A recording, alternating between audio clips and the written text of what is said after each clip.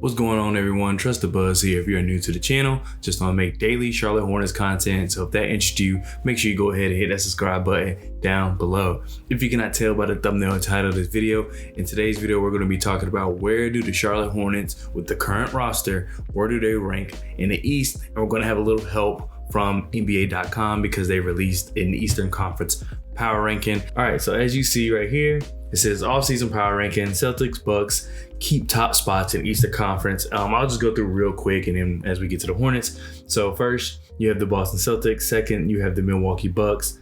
Third, you have the Philadelphia 76ers. Fourth, you have the Miami Heat. Fifth, you have the Toronto Raptors. Sixth, you have the Chicago Bulls. Seventh, you have the Brooklyn Nets. 8, you have the Atlanta Hawks. 9, you have the Cleveland Cavaliers. 10, you have the New York Knicks. 11, you have the Washington Wizards. 12 is the Charlotte Hornets. 13 is the Detroit Pistons. 14 is the Orlando Magic. And at the bottom, you have 15 being in the Pacers.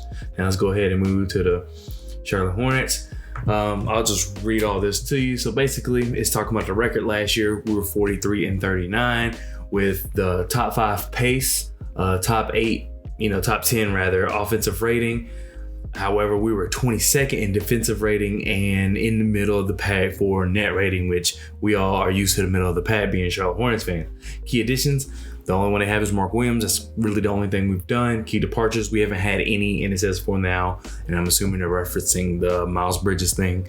And then just also any other moves that may be made once, his thing is kind of figured out. I would assume the team starts to make moves, so departures and things like that may change. Then in coaching change, we went from James Borrego, obviously, to Steve Clifford. Now, it says the numbers to know is that we have the second longest active playoff drought, which no need to remind us, we know that. And then it's talking about how Kelly Oubre and Terry Rozier are very good. Is it 3-point percentage? Yes, second and third in clutch 3-point percentage, which we saw a lot of last year. And for Terry specifically, especially the year before last year, Terry was crazy in clutch, and it's good to have Oubre in that mix as well. We know that after All-Star break, Oubre didn't play as well as he did at the beginning of the season. However, it's good to know that he is clutch, and in clutch games that can win us a couple games here and there. And we know that the Hornets are kind of in a weird place without Miles. So that clutch is definitely going to be useful. If we can stay in games, I like our chances in those really close games as far as hitting the shots. Making the right decision is another thing because young team. But still, I feel like that having Kelly Oubre, Terry Rozier in those close games obviously is an advantage. And then it's talking about basically can the Hornets defend. It talks about how Steve Clifford, when he was originally with they were Bobcats then, 7 fewer points per 100 possessions. And then it says, then they did the season prior. That was the 5th best season-to-season defensive improvement of the last 20 years. And the Bobcats/Hornets had a top 10 defense in the first 3 of Steve Clifford's 5 seasons. And we know the first 3 of Steve Clifford's 5 seasons were the best, and we know that it kind of dwindled down after just because they were kind of going in a rebuild phase, and Steve Clifford didn't want to be a part of that really. And then the roster wasn't even that great, which we've talked about in a previous video. Might have been my last video, I don't know. I record so many of these videos ahead, so I kind of forget. Try my best to at least while news is slow. Yeah, so it's basically saying that you believe Steve Clifford would make an impact on the defensive end. Then it says, but these players have some bad habits to break. For much of last season, it seemed that the only team that had an easier time scoring in transition, including off of made baskets, than the Hornets was the Hornets' opponent. According to Second Spectrum tracking, Charlotte ranked in the bottom 6 in regard to both the percentage of their opponent's shots that came in the first 6 seconds of the shot clock, 15%, which is 26th, and opponent effective field goal percentage in the first 6 seconds, 63.9%, which is 25th. Good and bad defensive starts in transition. And then it says right here, the basketball aspect of Miles Bridges' situation is secondary, but uncertainty around the team's second best player and LaMelo Ball's favorite target certainly takes the Hornets down a notch.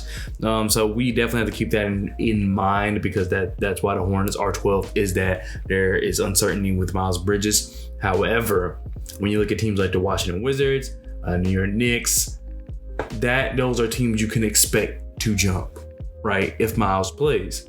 I personally I just don't see it. I mean, I know the thing with Deshaun Watson today if you're an NFL fan, how he only got suspended 6 games, but that's from the that's from the third party. I think the NFL is going to go for more, but that's football talk. So there's no telling what kind of suspension or what type of what type of things Miles may have to go through in regards to punishment is the word I'm looking for. What type of punishment the NBA is going to give.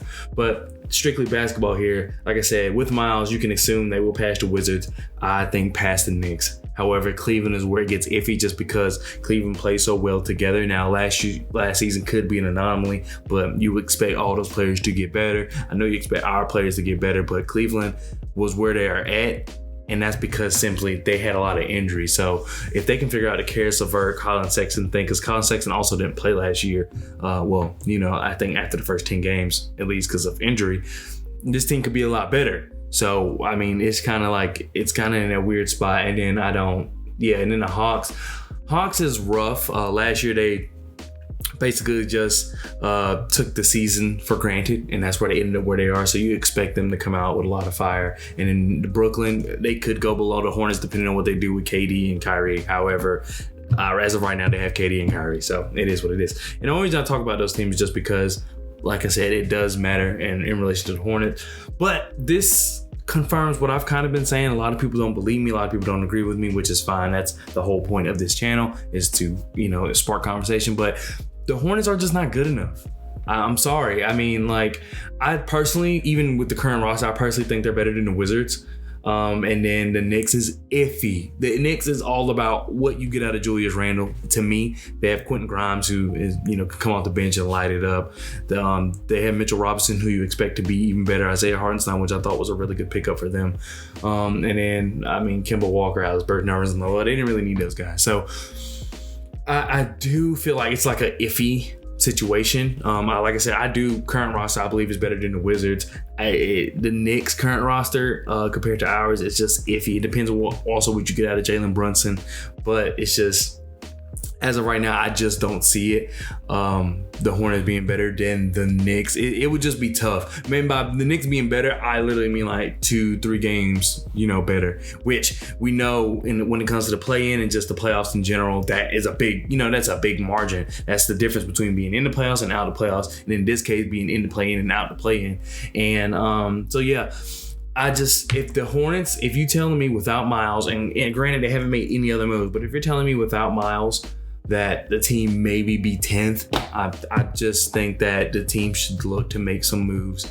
And I know some people don't want them to get worse. I know, I get it. You don't want to rebuild again, but you just have to look to make some moves either way. So whether you need to go all in and try to get better, or you need to back up and just recalibrate. Melo is good enough to where you get some good young players. You have a good young team. You can build right back up, and then literally next year we're fighting to be in the same spot but with a better future, if that makes any sense. So we take a step back this year, and then you just retool the team. You go into next year. I know we'll still probably be playing, and I know that's not what people want, but you have a better future. So 2 years from now, we're in the playoffs. You know what I mean? So I'm willing to take that risk, and I get a lot of people don't agree, but even the NBA, and granted, the NBA doesn't have the best rankings ever, but I tend to agree with them on this. Like I said, I personally think we could be in this 10th spot right here, even without Miles, but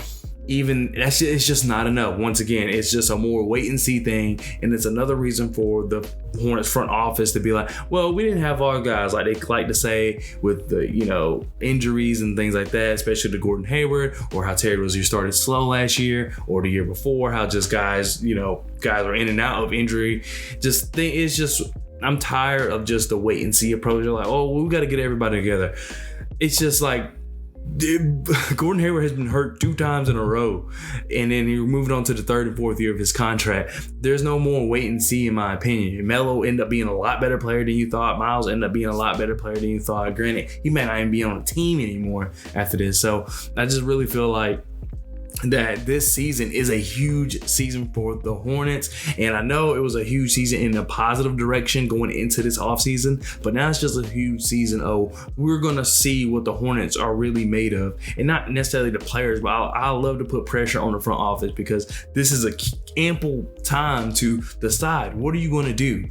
And I don't want them to take the step back for money reasons, which is very possible with the way this team operates. I don't want that. I just want them to take a step back to have a brighter future. Because right now, with the way this roster is currently constructed, you do not have a bright future. You have a very average future, and we've had average long enough. I'm tired of trying to be average.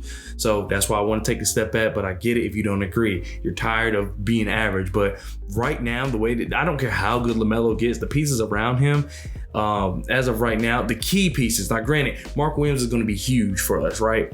But as of right now, he's a rookie who hasn't played an NBA minute. He's not a key piece. James Bouknight, we really haven't seen much of him, but he should be a key piece. But as of right now, he's not. The key pieces right now, this second, are PJ, Gordon Hayward, Terry Rozier, and maybe you can throw in outside of LaMelo, I'm speaking, but PJ, Terry Rozier, Gordon Hayward, and maybe you can throw in Kelly Oubre. Those are the key pieces. You're telling me that you're going to make significant run in the playoff with those key pieces? I don't think so. And then at that point, you're expecting the new guys. But as of right now in this video, we have not seen what the new guys are really even capable of. We see Kai can, we see what Kai can do. We see what James Bouknight can do. We see what Bryce McGowan can do. We see what Mark Williams can do. But we really haven't got a real good sample size from any of those guys at all. So I'm not going to sit here and try to project the team onto guys I've never even seen really play. I know what they're capable of. I watch a lot of them, but they really haven't got a good sample size in the NBA to show what they're really capable of. We see James Bouknight go off against the Kings, but you know what I'm saying? Like it's just not the same as having consistent minutes in the NBA. And for percentage wise, while he was being in and out of the lineup, he didn't shoot that well. And I plan on him shooting better, but you get the point. I just really, this article sums it up for me. Like, this is where we are, and this is like a checkpoint for Hornets fans, is that this team is not what you think it is. It's a lot of people are saying this team's good enough. You're projecting a lot onto Gordon Hayward being healthy, Terry Rozier doing even better, LaMelo taking a big step, Kelly Oubre has to take a big step, Mark Williams being, you know what I'm saying, like almost rookie of the year type. That's what you're projecting if you think this team is going to be good enough to make the playoffs and not get swept in the playoffs. Now, granted, if we make the playoffs with this roster and we get swept, I'm okay with that, because I didn't expect it at all. But I'm just saying, like, you should want more than that. And I just want them to even fight. Even if they lose one game, even if they only win one game, but the rest of the games are hard fought and they still lose, I'm okay with that. But just future-wise, you're not going to get much out of this roster the way it's currently constructed, and without us knowing what the young guys are really capable of with consistent NBA minutes. So just look at this article. Like I said, NBA.com is not the best. Like they have the Cavs 9th, which I think is pretty low for the Cavs, because they were really good last year until they got hurt.